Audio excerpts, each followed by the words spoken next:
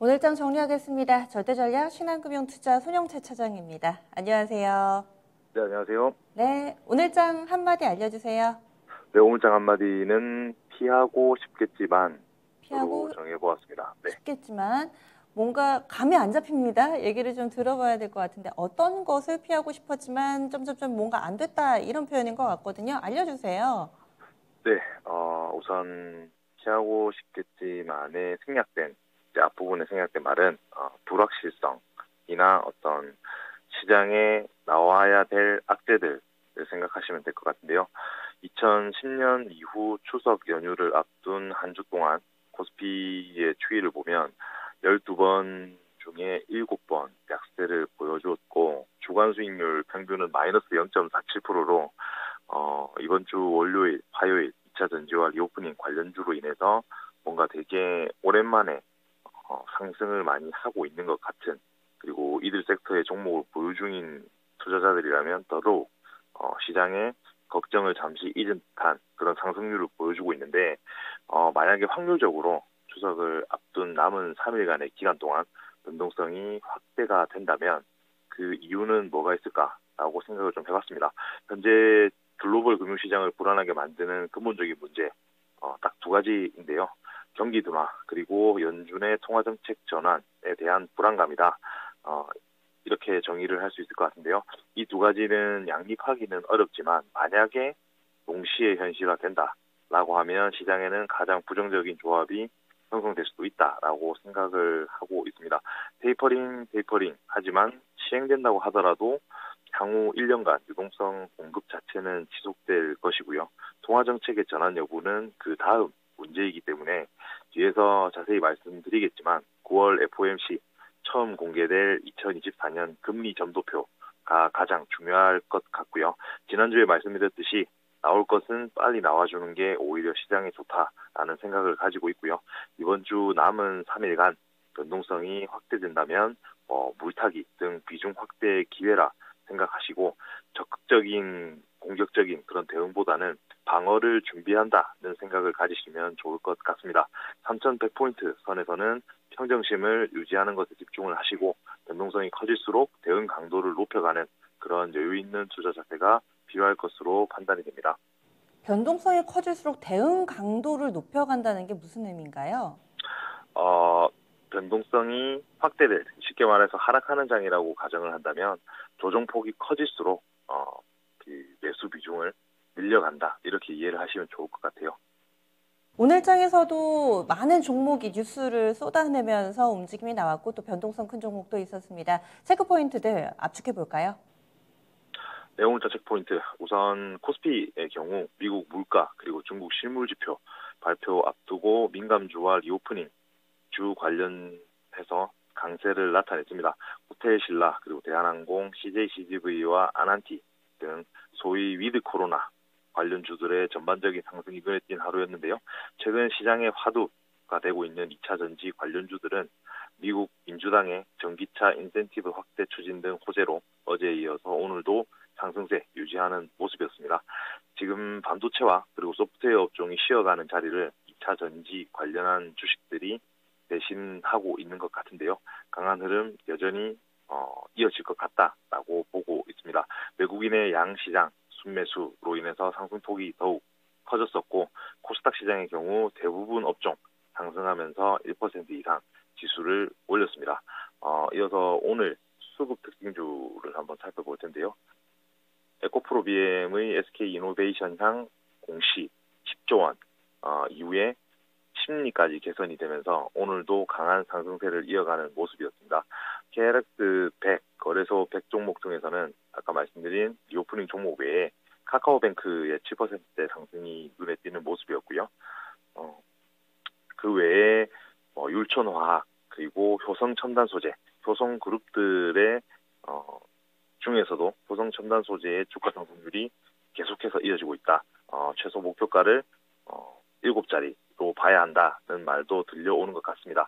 그리고 금리의 인상과 관련해서 현재 외국인 매수가 강하게 들어오고 있는 보험과 증권 그리고 은행 업종들 종목들이 차별화된 흐름을 보였는데 길게 보면 4분기까지는 이들 업종으로 주가가 올라갈 가능성이 높다라는 어떤 기사 그리고 리포트를 좀 쏟아져 나온 하루였던 것 같고요.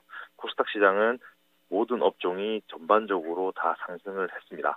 무엇보다 눈에 띄는 것은 섬유 부분 그리고 유통 부분 간만에 상승세가 좋았다는 부분이고요. 반도체 관련 종목 중에서도 덕산 테코피아 같은 종목들은 두 자릿수 상승률을 기록을 하면서 마감을 한 점이 특징적이었습니다. 그리고 위메이드의 26% 상승, 주가가 밀리는 듯 하더니 다시금 상승을 하고 있다. 그래서 위메이드 그룹이 가지고 있는 비전들, 암호화폐라든지 메타버스 관련된 사업 영역의 진출로 지금 게임주 중에서는 가장 사업 내용이 미래지향적이다라고 보이는데요. 이렇게 수급 특징주들 한번 꼽아보았습니다. 네.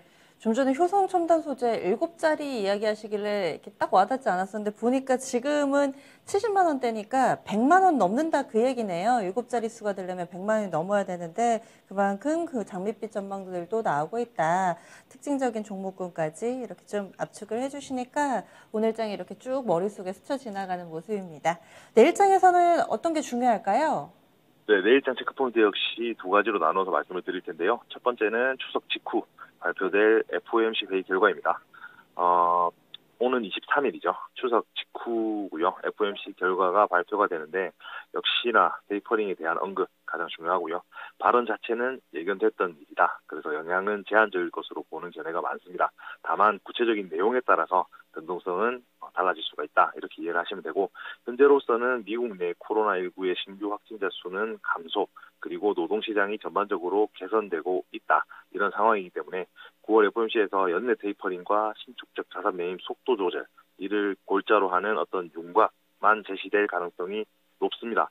또한 연방준비제도 이사회가 지난 6월에 공개한 점도표에 따르면 대다수의 위원들이 2023년에 두 차례 금리 인상이 이뤄질 것으로 예상을 하는데요. 서두에 말씀드렸던 2023년 외에 그 이후인 2024년 금리 인상과 관련한 점도표가 중요할 것 같습니다. 어찌되었건 11월 테이퍼링 스케줄 구체화를 미리 언급할 가능성이 있기 때문에 가장 중요한 이벤트라고 생각을 하고요. 델타 변이와 함께 3개월간 지속되고 있는 이슈이기 때문에 특별한 상황이 저희가 모르는 예측하지 못한 이런 상황이 발생하지 않는다면 코스피는 직전 저점이었던 3,000에서 3,050포인트 선을 밑돌 가능성은 낮다라고 판단하고 있습니다. 두 번째는 추석 전 주식 팔아야 하나 하는 부분인데요. 빅테크 기업과 정부 규제, 최근 시장의 새로운 관심사로 떠오른 부분인데 카카오와 네이버 주가 급락이 진정 추세로 접어드는 듯 했지만 여전히 불안이 상존하고 있습니다. 금융당국은 빅테크 업체들의 펀드, 보험, 대출 상품 비교 서비스를 단순 광고가 아닌 중개로 규정하면서 위법 행위를 중단할 것을 지적을 했는데 주식시장의 큰 방향을 결정할 정도는 아니지만 10월 달에 있을 국정감사 그리고 내년도 대선 앞두고 정부 정책은 기업 혁신보다는 소비자 보호에 맞춰지고 있는 것에 주의를 해야 할 것 같습니다. 규제 대상과 영역 확대될 가능성이 충분하다는 말씀이고요. 결론적으로 중국 사례에서 보듯이 규제 리스크는 외국인이 코스피를 매수할 수 있게 하는 기대를 어떤 불식시킨다 이렇게 이해를 하시면 될 것 같습니다. 추석 이후에 코로나19 재차 확산된다면 경기 소비재에 대한 투심도 악화될 우려가 있다. 백신 접종률 60% 웃돈 것은 긍정적이지만 신규 확진자가 여전히 1,700명대 유지하고 있는 것은 부담으로 작용할 것 같고요. 추가적인 상승보다는 기대를 낮추고 방어적으로 대응할 필요가 있다는 게 개인적인 생각입니다. 네. 그러면 전략 세워주세요.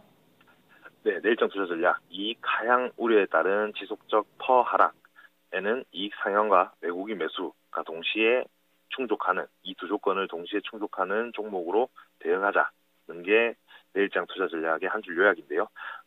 글로벌 이익 전망치 선진국은 계속해서 올라가고 있지만 신흥국은 계속해서 떨어지고 있습니다. 한국을 중심으로 신흥국 증시가 계속 부진한 모습을 벗어나지 못하고 있는데요. 선진국의 경우 17% 연초 대비 수익률이 나온 데 반해서 한국 증시 수익률은 1.7%입니다. 중국을 제외하면 주요국 중 최하위라고 보시면 되고요. 아무래도 경기 회복에 대한 낙관적 시나리오가 기업 실적에 선반영되었다는 부분하고 중국발 규제 우려 등이 영향을 끼친 것으로 사료됩니다. 여기에 델타 변이, 테이퍼링, 신흥국 펄을 과거 평균 수준까지 하락하게 만들었는데요.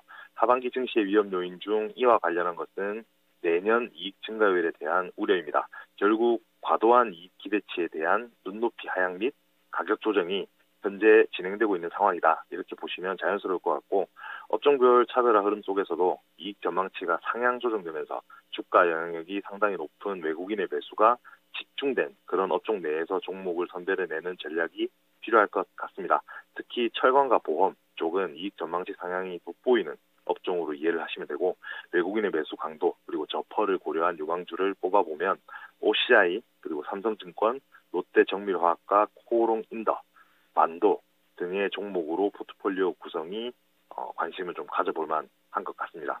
아, 외국인이 철강하고 보험 많이 샀나요? 그렇군요. 이렇게 종목까지 쭉 압축을 해주셨는데 다시 한번 또 시간 날 때 이 종목군들에 대한 내용들 살펴보시면 시청자분들께도 많은 도움이 될 것 같습니다. 오늘 자세한 말씀 고맙습니다. 네, 감사합니다. 네, 신한금융투자의 손영채 차장이었습니다. 이렇게 해서 저희 준비한 내용들을 모두 전해드렸습니다. 오늘 장은 기분 좋게 마감이 됐는데 내일 장에서는 또 어떤 부분들이 시장 분위기를 주도할지 오늘 밤 미국 증시라든지 또 애플의 신형 아이폰 공개 여러 가지 일정들이 있으니까요. 저희 든든히 준비를 해가지고 내일 아침에 다시 찾아뵙겠습니다. 지금까지 다양한 투자 판단에 대한 도움 말씀드렸고요. 종목의 상승 하락을 보장하지는 않습니다. 종목 고르는 팁 궁금하신 분들은 유튜브 라이브로 문선인 전문가 무료 온라인 공개 방송 활용하시고요. 이어지는 진짜 쉬운 진단 시간은 개별 종목군 여러분들의 종목 봐드리겠습니다. 전 내일 아침에 다시 찾아뵐게요. 함께해 주신 여러분 고맙습니다.